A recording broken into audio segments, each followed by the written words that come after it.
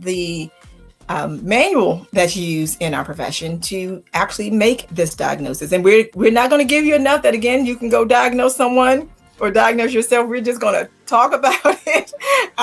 But it is called the DSM-5, and that's the Diagnostic and Statistical Manual of Mental Disorders, 5th edition.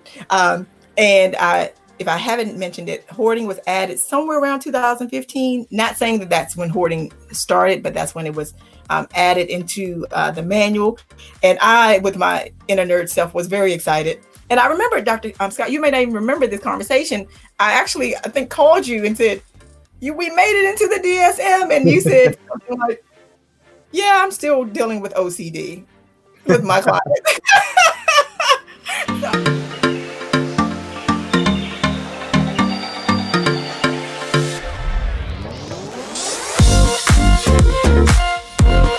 I was just over here like, yay! And he's like, you still have to deal with the OCD clients. So. and Dr. working with the OCD clients. Huh? I love working with the OCD clients. Exactly. That's what I mean. You were saying that you still have to, that hasn't really changed your life. It made it in. Great. Excited over there, Dr. Payton, but I still have to work with my clients with the diagnosis of OCD. And that's a great segue into... Oh, go ahead. I'll say it's great that it made it into the manuals, because before hoarding disorder tend to be categorized as OCD, and they're two different things, and you can't treat them the same way.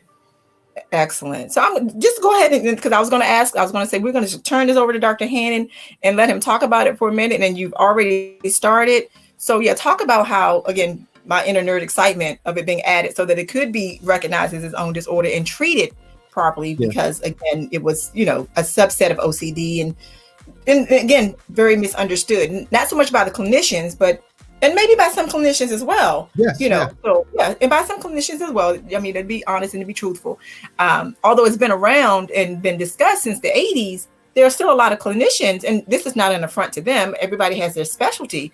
Like, Dr. Hannan is king of treating OCD, and me, no. Yes, but no. So that is not an affront to our colleagues. Everyone has their specialty, but now that it's its own disorder. So talk about that, how it was, that again, I guess we're talking about the history of it, or the evolution of hoarding disorder from a subset of OCD. And then please also tell them what OCD is, because I think we may have touched on this.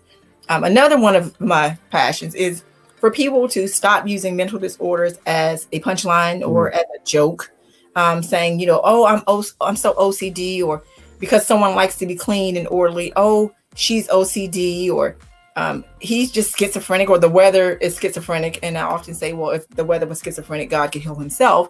But using mental disorders as a punchline or as a joke, when people who are dealing with these disorders, they go through a great deal, and it's not a fun thing, and not something that we should be making light or making fun of. So I'll stop talking, and you can talk about the DSM-5 and OCD and whatever else you just want to give us. I think, prior to DSM-5, people with hoarding disorder were categorized either as obsessive compulsive personality disorder or obsessive compulsive disorder. So with obsessive compulsive personality disorder, it's more of a sort of longstanding problem in your approach to things, in your view of the world, and how you approach things. They can still be very much interfering with your life. There's one criteria for obsessive compulsive personality disorder, which is that you tend to accumulate a lot of things and have a hard time discarding them. If you take that one criteria out, then people with hoarding disorder are no more likely to meet that diagnosis than anybody else. So it really doesn't fit into a personality disorder. Exactly. With OCD, what you see here is people that have intrusive, unwanted thoughts that are... Say that again, Dr. Hannan. Say that one more time for the people in the back. Say that one more so that people can hear that. Sure. Yes. People with obsessive compulsive disorder, when you think about obsessive thoughts, they are intrusive, unwanted thoughts that bring on intense discomfort. That may be anxiety, that may be feelings of disgust, that may be feelings, I just don't feel like I'm right, like things are off. Right. And these thoughts are experienced as intrusive and tend to be what we call ego dystonic, meaning it's not really the way I view the world. It's not really sort of my belief set. So we can see the traditional person with OCD. Oh, I'm worried that I've got contaminated by germs. I have to wash my hands, or I'm worried I left the stove on. Mm-hmm. But it's not even always that simple. Exactly. You may have people with thoughts like, okay, I didn't walk through the door the normal way. If I don't do this right, my uncle's going to get cancer. Exactly.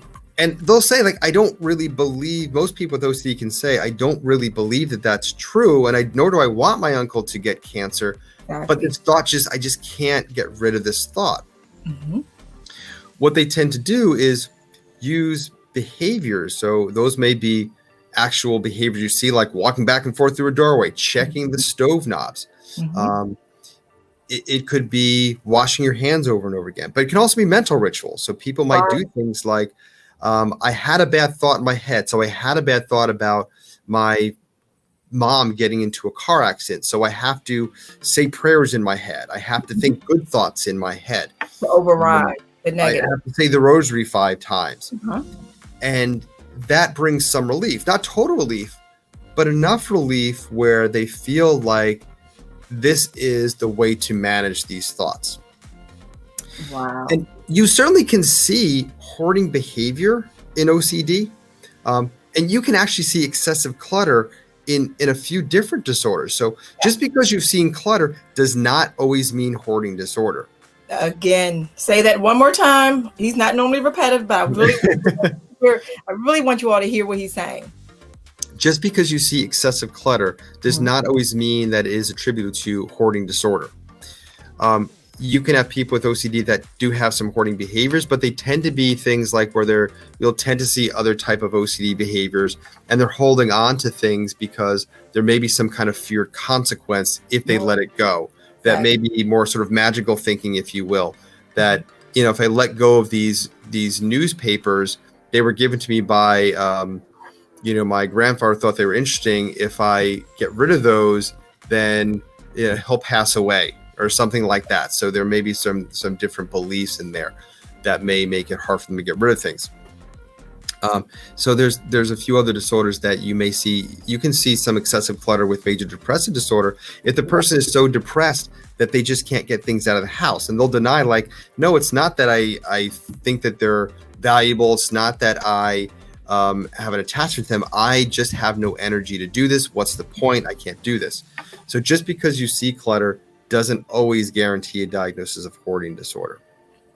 Thank you, Dr. Hannan. He said it 3 times for those who missed it the first 2 times. Again, we go back to our warning.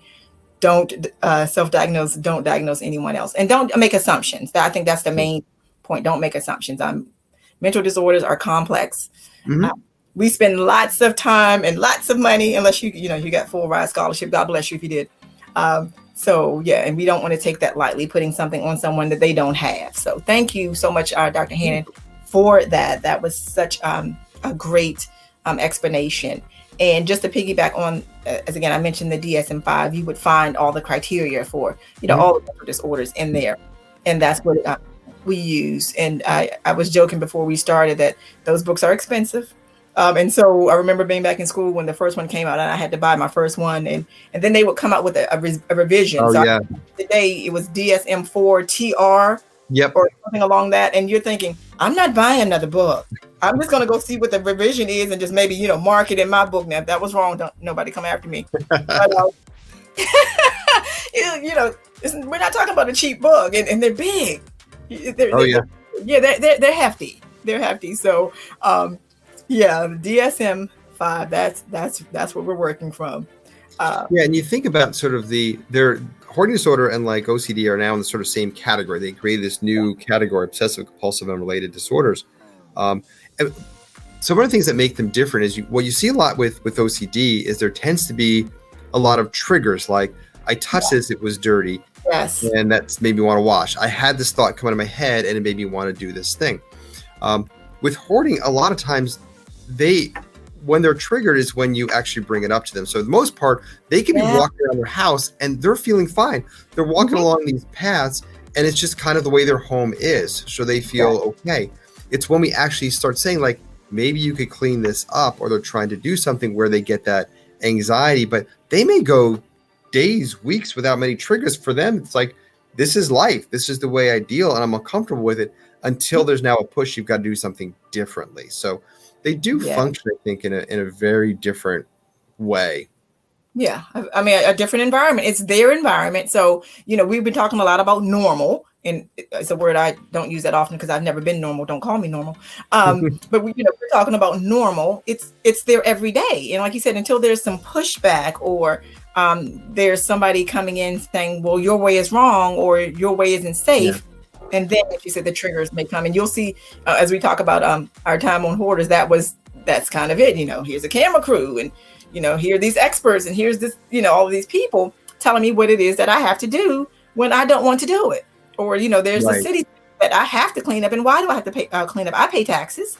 I mean, I've had all of those. It's or grown children trying to tell their parents, well, mama, daddy, you need to do this. Well, who's the parent? Because there's people saying, well, how have people been able to live this long without someone knowing? Well, Dr. Hannan talked about that, because if no one has a reason or the ability to come into your house, it's easily hidden. And so we'll go into that on, why do people hoard? That's an interesting segue, because again, it's the disorder that can hide behind closed doors until someone finds out about it, either through illness, or a family member discovers it, or the municipality has to come in, or there's a fire, or the police or something have to come. But thank you again for taking the time to stop by my channel. And before you leave, give this video a thumbs up, leave a comment, subscribe, and turn on the bell notification. Do me one other favor, tell at least 5 people you know about my channel. I would greatly appreciate it. And if no one has told you today how awesome you are, I want you to know that you are absolutely, positively awesome. Take care. God bless. Bye.